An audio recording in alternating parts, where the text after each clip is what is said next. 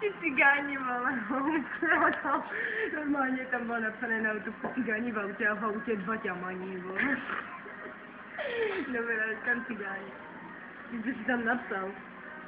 Jsi to Mongolci, nebo jak?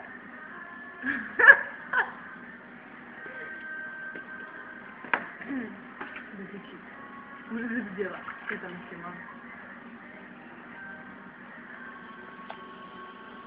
Jak může být 100% monster a ještě 50% džusu, když je jenom maximálně 100%, protože potom by tam bylo 150%. Když si 100% na 50, tak ti vznikne 150, ale jak to může být 150, když se tam vozí jenom 100%. A není to pravda? Čum! 50% a 100%, jak to může být 150, když tam vozí jenom 100%? Z těch okrajů je stůl.